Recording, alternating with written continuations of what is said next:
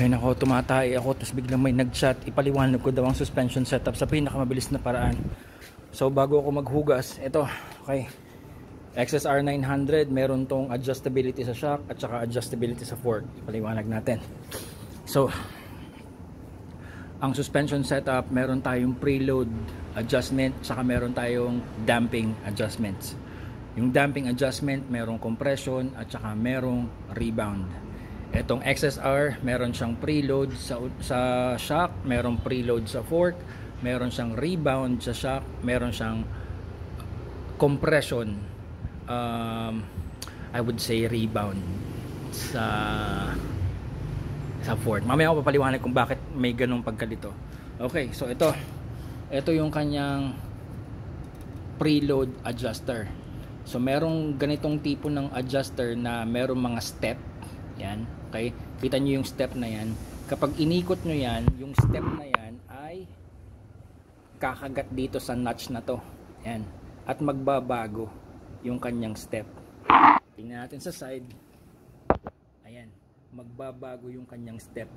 Pag inikot mo to, at itong notch na to ay napunta dito, ito na yung hardest, okay, or maximum preload.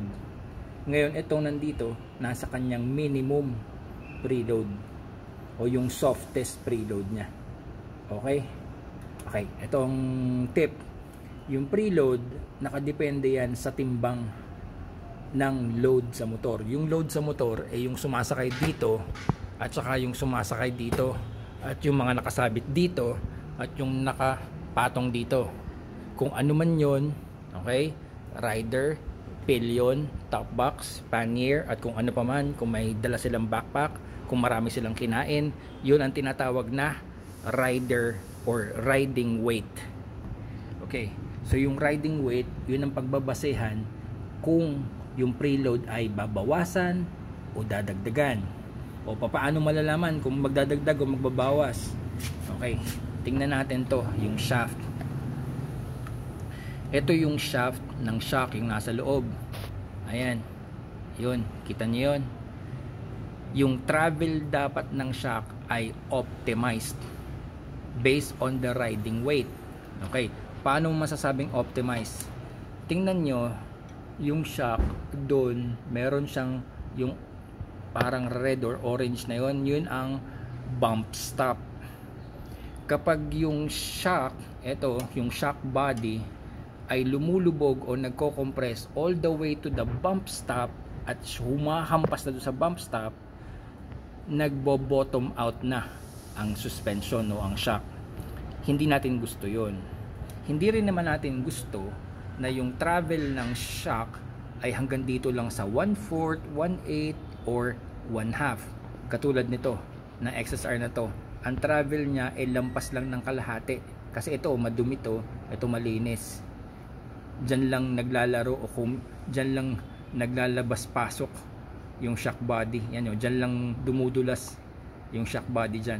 So ito, hindi siya optimum yung travel niya. Ibig sabihin, based on that rider or riding weight ng gumagamit nitong motor na to at sa kanyang ginagawang riding at sa kanyang skill, yung shock travel ay hindi pa niya na-optimized. In this case, pwede nating sabihin na medyo matigas pa yung preload.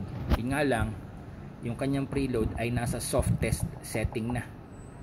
So, wala nang ibabawas pa.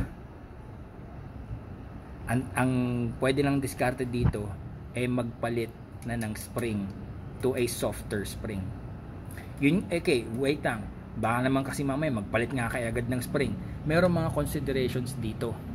Pwede kasing itong travel na to dahil puro highway lang, hindi nalulubak at hindi nagha-hard acceleration. Okay, so yung shock travel na gusto nating i-optimize na nandun, okay, 1 or 2 or 3 millimeters away from the bump stop, yun ang optimized travel. Kapag yung ating shock ay nagko-compress all the way there pero meron pang natitirang 1 or 2 or 3 millimeters na gap, yun ang optimized travel. Ngayon, yung optimized travel na yun, yun ay kapag tayo ay nagha-hard acceleration. Kasi pag nagha-hard acceleration, yung likuran nag-i-squat, nagko-compress ang shock. Kapag tayo halimbawa ay mabigat, di ba, nagko-compress yan. Ayan. So, kung hindi naman nagha-hard accelerate, hindi talaga aabot yung travel dun sa optimum point. Kung hindi ka rin naman nalulubak at hindi ka nayuyugyug, hindi aabot dun. Kung ikaw ay chill na chill, pwedeng nandyan lang talaga yung travel. Pwedeng itong shock na to na naka minimum preload na, pwedeng ito ay nasa optimum level pa rin ng travel. Yun nga lang, hindi niya nasasagad kasi chill na chill ang kanyang pag-ride. Ngayon, kung sakasakaling ang may-ari ng motor na to magdagdag ng bagahe, o kaya ay mapabilis at malubak, o kaya ay mag-hard accelerate kaya nag-squat ang likuran, pwedeng makita natin na yung travel na yun ay uusad pa. Ngayon, ang iiwasan lang niya ay yung mag-bottom out. Ang hahabulin natin ay yung sweet spot. Mahahabol natin yung sweet spot kung maglalagay tayo ng zip tie around the shaft ng shock. Para yung zip tie na yun yung ating magiging indicator kung hanggang saan yung nagiging travel ng ating shock during our ride. Ngayon, in this case, ang ginagamit nating reference is yung dumi tsaka yung malinis na part. Alright.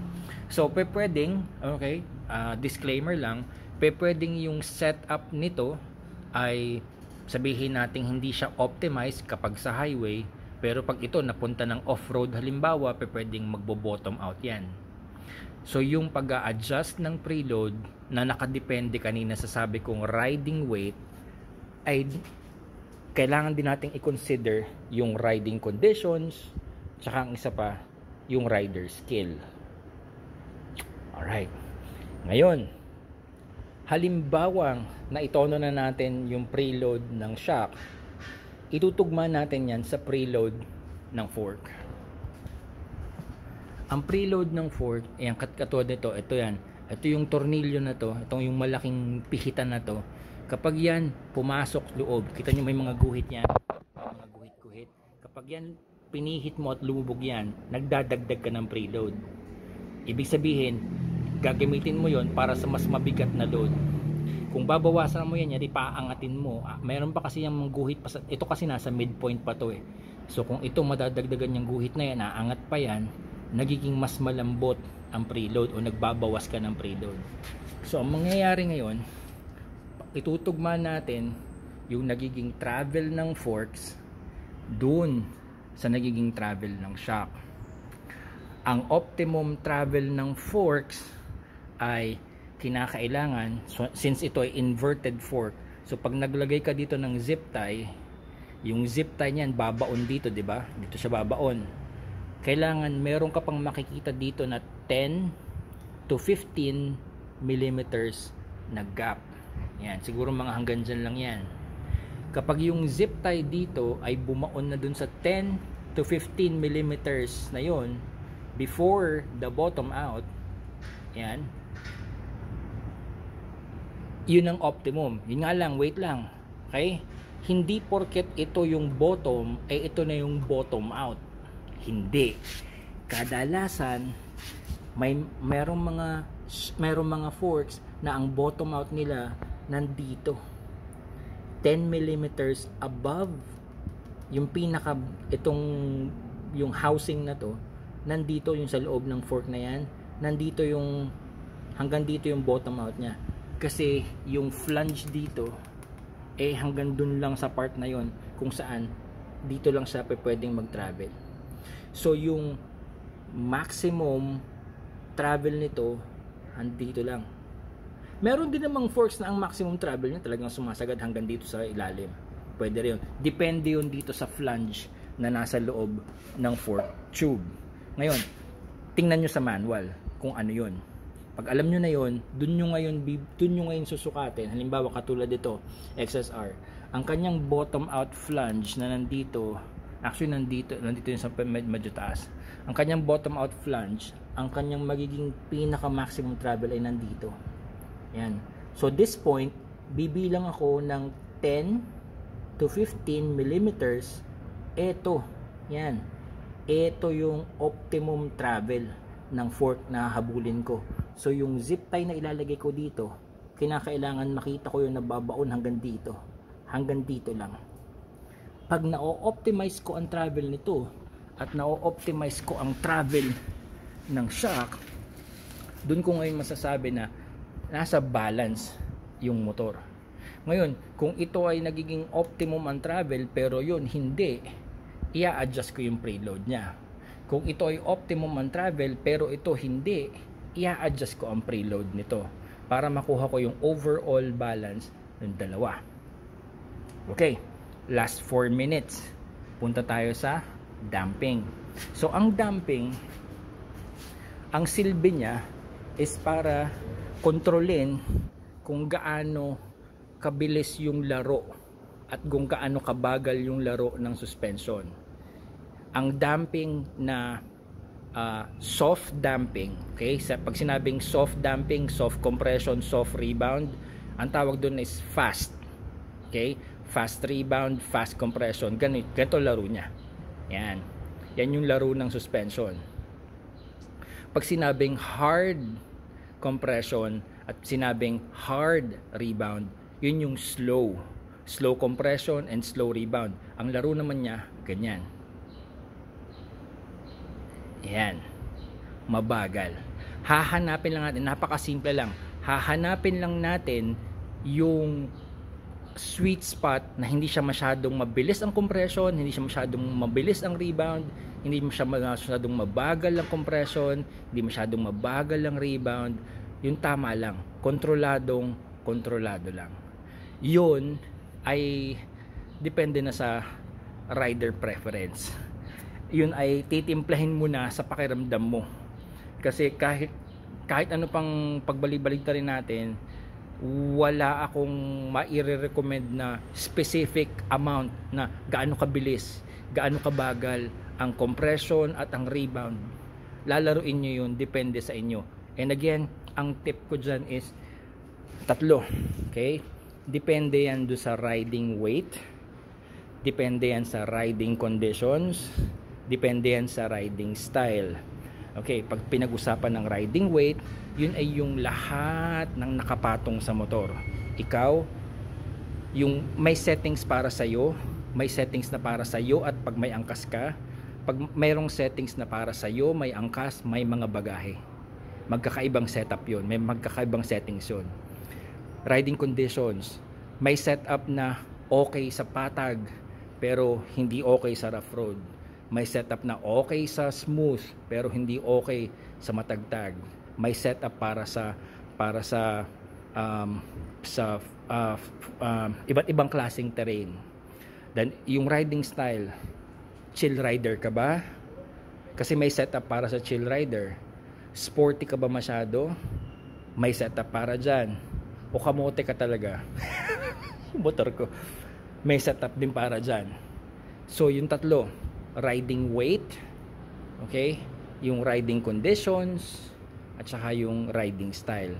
Yun yung i-consider para hanapin nyo kung paano lalaruin yung damping adjustments. At yung damping adjustments, kung meron mang compression, rebound, itotono nyo yan, i-complement nyo yan dun sa preload kasi magkakaugnay lahat yan. At yung suspension setup ng likuran ay i-complement nyo sa suspension setup ng unahan. Kung walang adjustability yung unahan tulad ng sa motor ko, ihahabol nyo yung setup ng hulihan dun sa behavior ng unahan para siya ay magbalanse pa rin. Kung yan ay matagtag, ay di sorry, matagtag kasi walang adjustability yung forks eh. So yun yung trade-off nun. Ito kasi mura, ito mahal. Alright, so suspension setup in 15 minutes. Sana nakatulong dun sa nag-request ng simpleng paliwanag. Oh, maghuhugas na ako.